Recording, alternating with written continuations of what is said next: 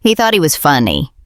At dinner, in front of friends and family, my husband turned me into the punchline, mocking me, belittling me, laughing at my expense while everyone else chuckled along. The sting was sharp, but I stayed quiet, because what he didn't realize was that dessert was coming, and so was his boss. Tell me, have you ever been mocked in public, only to find a way to turn the tables without raising your voice? Share it in the comments. Now let me take you into today's story. It started as a simple dinner. A Friday evening, the dining room table set neatly, the smell of roast chicken filling the house. I had worked all day to make the meal perfect. Candles lit, silver polished, even his favorite wine breathing on the counter. Guests were due soon, a few friends, his co-workers, and a couple of neighbors. Dinner parties had always been my way of holding the family together. I like to create warmth, to give people a reason to linger and laugh. And I thought maybe it would remind my husband of the woman he once courted with flowers and kind words. But as the night unfolded, I noticed a change in him. His jokes had an edge. His tone carried a bite.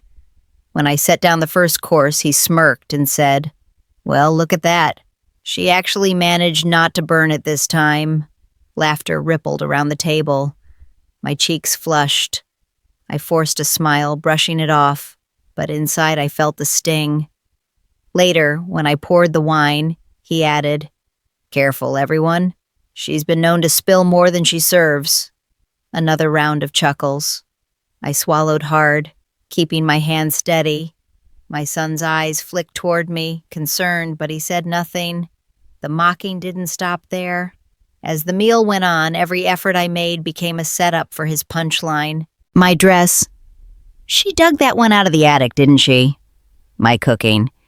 "If it's too salty, don't worry, you'll get used to it." My stories. Cut off with, "Oh, don't listen to her, she exaggerates everything." Each barb was delivered with a smile, as if it were all harmless fun. But the laughter in the room told a different story.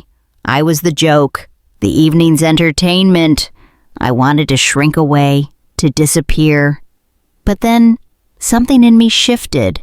Because while he thought he was clever, mocking me for applause, I had something he didn't know. Earlier that week, I had extended an invitation, quietly, deliberately. His boss, a man he admired but also feared, was joining us for dessert.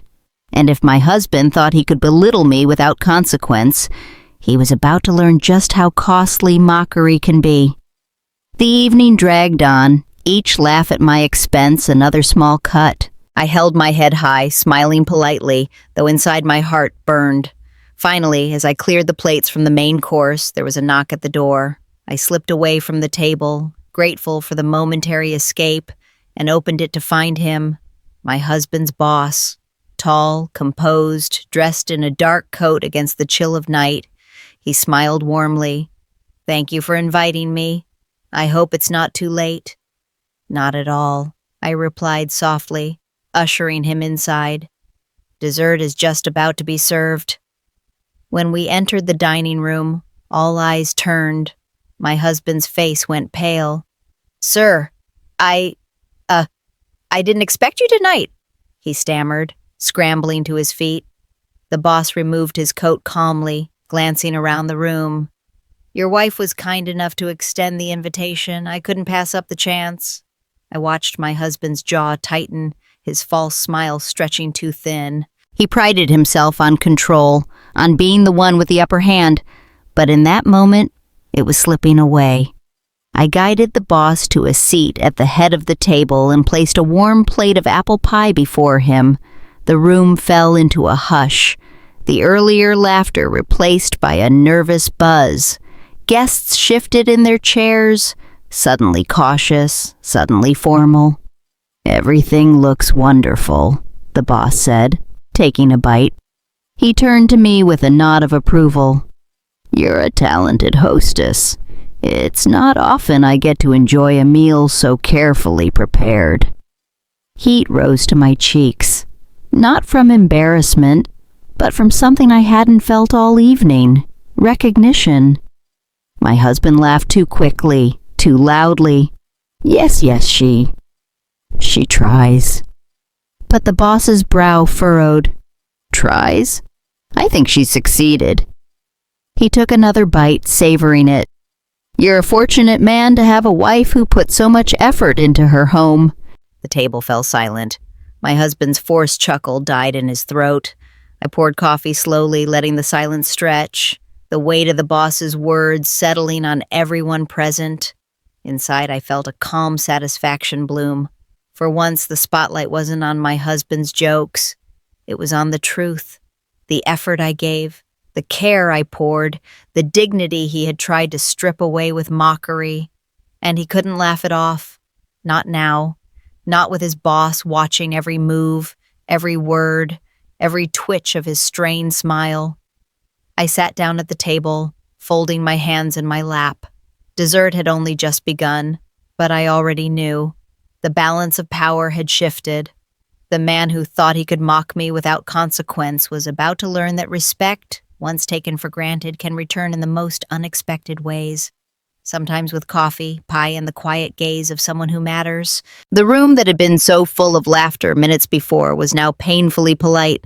Forks scraped softly against plates. Glasses clinked carefully. Voices dropped to hushed tones.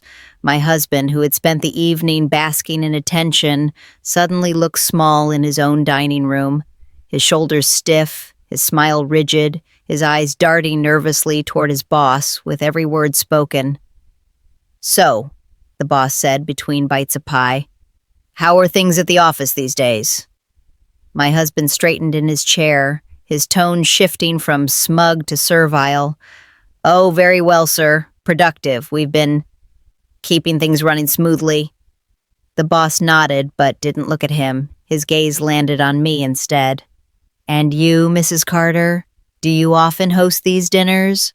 I set down the coffee pot and smiled. Yes, I enjoy creating a warm table. It's important to me that guests feel welcome. The boss returned the smile. And it shows. The atmosphere, the food, excellent.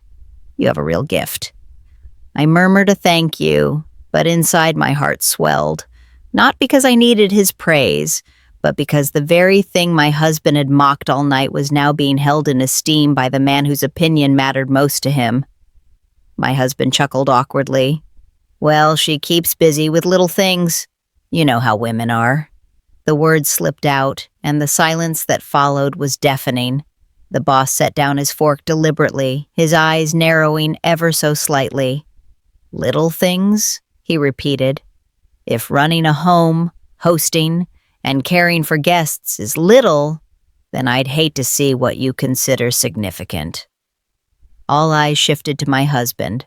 His face flushed crimson. He opened his mouth, closed it again, then finally muttered, Of course, sir. I didn't mean...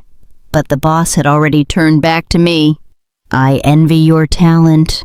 Not everyone has the patience or the grace to do what you do. Around the table, I saw heads nodding, lips pressing together to hide smiles. They knew what had been happening all evening. They had laughed along before, but now the tide had shifted, and the laughter wasn't safe anymore. I sipped my coffee slowly, the warmth steadying me. I didn't gloat. I didn't smirk. I simply let the moment breathe. Because sometimes justice doesn't need shouting. Sometimes it arrives on soft feet with quiet dignity, while the guilty squirm in their own silence. My husband cleared his throat, trying to change the subject. He told a story from work, exaggerated as usual, his hands flailing for emphasis, but his boss's attention remained on me, nodding as I poured him a second cup of coffee, asking me about recipes, even complimenting the centerpiece I had arranged. The irony wasn't lost on me. Tonight, my husband had tried to reduce me to a joke, but dessert had turned the tables. Now he was the one shrinking in his seat, while I sat tall, not needing to say a word. And as the candles burned lower and the plates emptied, I knew one thing for certain. He would never mock me so freely again, not with the memory of his boss's silence hanging heavy over him like a shadow. The candles flickered lower, the plates emptied, and the nervous chatter of the guests began to fade into polite goodbyes. I gathered dishes slowly, letting the clinking of china fill the silence that hung over the table like a heavy curtain. My husband busied himself pouring the last of the wine, his hands shaking just enough to betray his nerves. He hadn't looked me in the eye for nearly an hour. Every laugh, every smug quip he'd thrown earlier in the evening had vanished, replaced by a strained quiet that didn't fit him at all. His boss dabbed his mouth with a napkin and leaned back in his chair, satisfied. "That was an excellent meal. Truly," he said, turning to me. "You have a rare talent. Hospitality is an art, and you've mastered it." I smiled softly. "Thank you. I only wanted everyone to feel welcome." The boss nodded, his eyes kind. Then his tone shifted slightly as he turned to my husband. "You know, Carter, a man's character is often measured by how he treats those closest to him. I've always believed that." The words hung there, sharp though politely spoken. My husband's face drained of color. He opened his mouth, searching for a reply, but the boss had already stood, slipping on his coat. "It was a pleasure," he said, shaking my hand warmly. "Thank you for inviting me. I'll not forget this evening." The emphasis in his voice was subtle, but unmistakable. The room heard it. My husband heard it. And in that moment, the balance of the night tipped completely. As the door closed behind him, silence stretched. The remaining guests made their excuses quickly, murmuring thanks, slipping out into the cold night with careful glances in my direction. When the house was finally quiet, my husband turned to me. His shoulders sagged, his expression tight. "Why didn't you tell me you'd invited him?" I set down the tray I was holding and met his eyes for the first time all night. "Why didn't you tell me you planned to mock me in front of everyone?" He flinched. No comeback, no smug grin, just silence. I didn't raise my voice. I didn't need to. The evening had already done the work for me. He had mocked me when he thought it was safe, when he believed everyone would laugh with him. But when the person he most wanted to impress turned the spotlight, he had nowhere to hide. I walked past him quietly, my steps steady. For once, I wasn't the one shrinking under the weight of someone else's words. And as I placed the last dish in the sink, I felt something I hadn't felt in a long time. Dignity restored, justice delivered, and the simple power of letting silence and truth do the talking. Dessert had ended, but the lesson was only beginning. When the house finally settled into silence that night, I poured myself a cup of tea and sat by the window. The snow outside glistened under the porch light, peaceful and quiet, a sharp contrast to the storm that had passed through my dining room only hours earlier. I thought about the look on my husband's face when his boss praised me, when those subtle words cut through the air. A man's character is measured by how he treats those closest to him. He had spent the evening treating me as a punchline, but in the end, he had been the joke. And the best part? I hadn't had to raise my voice. I hadn't had to clap back with sarcasm or fight to defend myself. I had let dignity sit quietly beside me, waiting for its moment. And when dessert arrived, justice did too. I realized something important that night.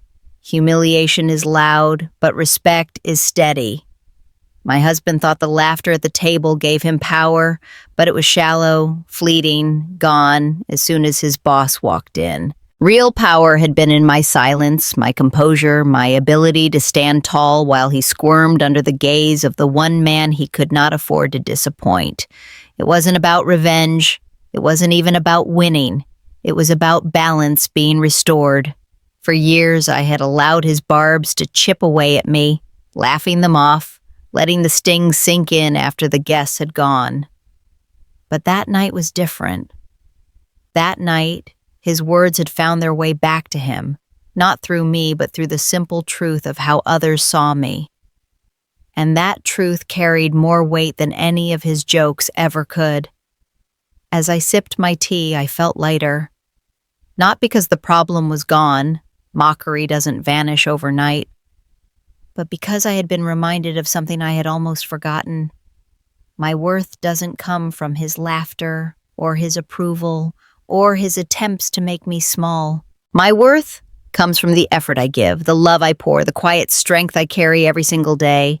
And maybe, just maybe, he would think twice before mocking me again, because words are cheap.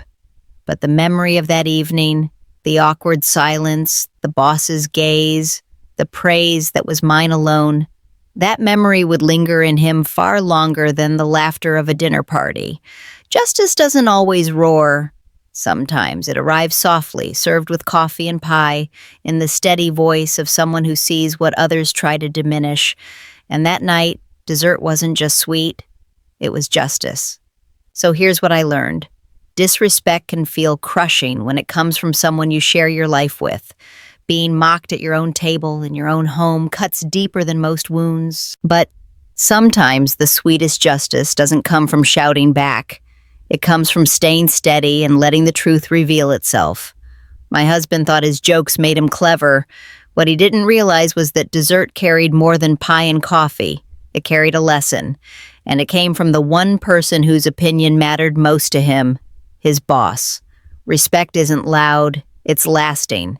And that night, respect returned to me. Tell me, have you ever been mocked, only to turn the tables without saying a word? Share it in the comments. More stories of quiet justice are on the way.